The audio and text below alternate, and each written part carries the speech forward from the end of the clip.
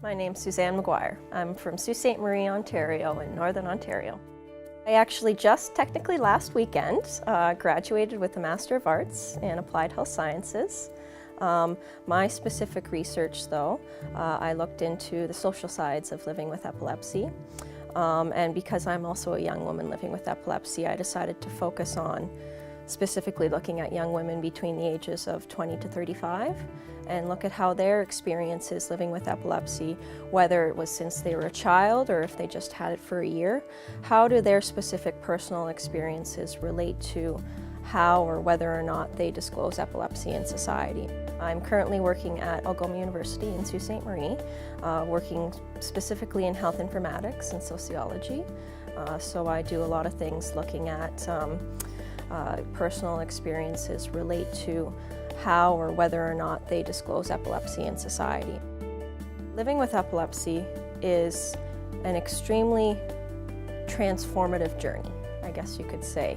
It's very complex, it's ever-changing. It's not something that you just get diagnosed with and then sort of live with.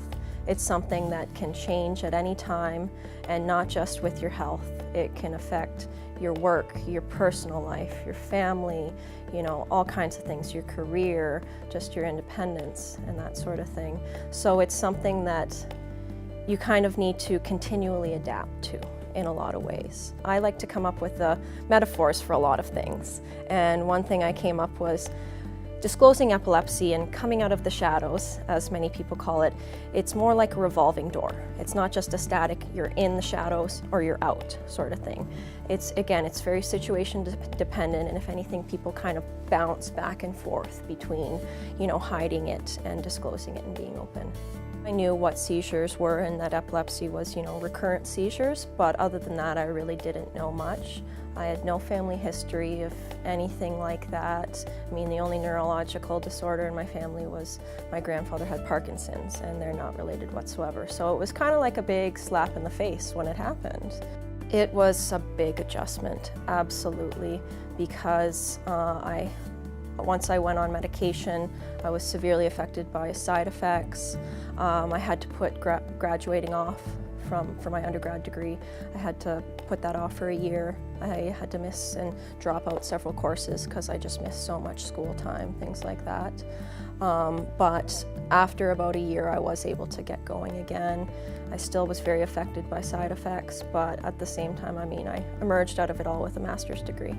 I mean, I didn't have any real negative stereotypes or attitudes to epilepsy before, but if anything, living with it and experiencing all of it made me realize just how many people feel the same way and just how much we really do need to talk about it more.